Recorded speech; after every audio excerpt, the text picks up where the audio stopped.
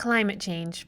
It's on the minds of many. But what exactly does it mean? And is it really impacting our environment? Broadly speaking, a really large picture. Climate change is what people are seeing in terms of it's not just one freak storm or one heat wave, it's the preponderance and the repetition and the clustering of them recently. So we're seeing that the last 15 years have been the hottest on Earth, that the oceans are hotter than ever, that there's been more storms. And so if you look at it from a scientific perspective, you have sort of a stable hundreds of years of data, and then you have a really unstable period, which we're currently in. And so we say, okay, the climate has been changing.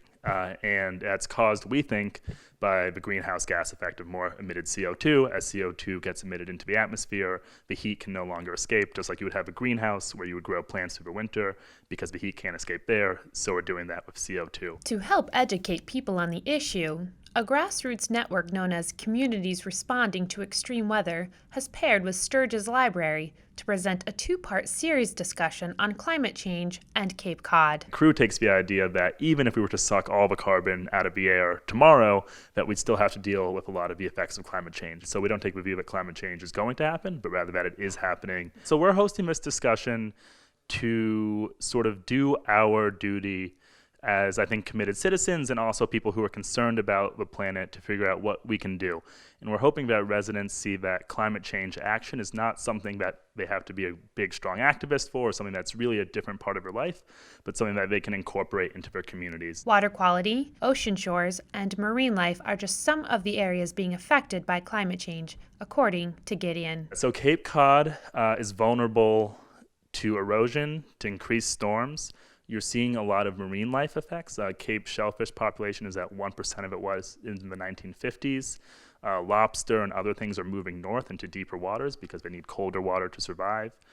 Cold stunned sea turtles, loss of native wildlife, and then you're also seeing effects that interact with who lives on the Cape. So you're seeing ponds and eutrophication and sort of cyanobacteria, blue-green algae. So you're seeing things like that on the Cape, as well as general patterns of heat wave, more flooding, more storms, more water, things that you're seeing all across Massachusetts. Sturgis Library hosts these discussions because they value preservation and education.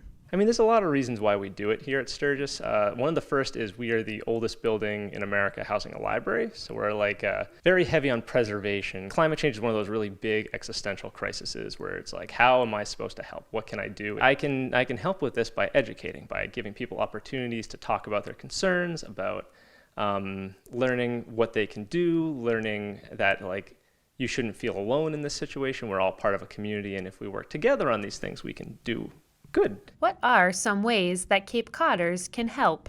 I would suggest you look at your power sources, the sort of largest sources of carbon, which would be your transportation and your home. And then you can also do things like join a group, 350 Mass, Cape Cod Commission, APCC, Association to Preserve Cape Cod, Mass Audubon. They have a lot of volunteering opportunities. And I think it's best for you to figure out, do I care about the wildlife? Do I care about the coastline? And that sort of thing. And talk to the people on the coast who are already doing on the Cape who are already doing great work and figure out how you can support them.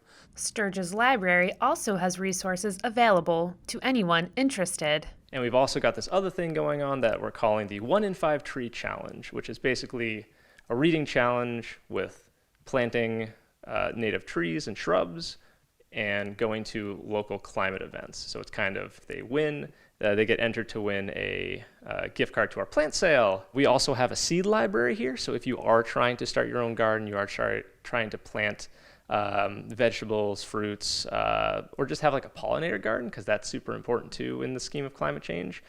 We have free seeds for you. So we're trying to do all this stuff just to kind of push this idea of you are not alone, you can play your part, everyone should just do a little bit. And if you do a little bit, we're all working together and it's great. For more information on communities responding to extreme weather, visit them at climatecrew.org. In Barnstable, for Cape Media News, I'm Emily Tullock.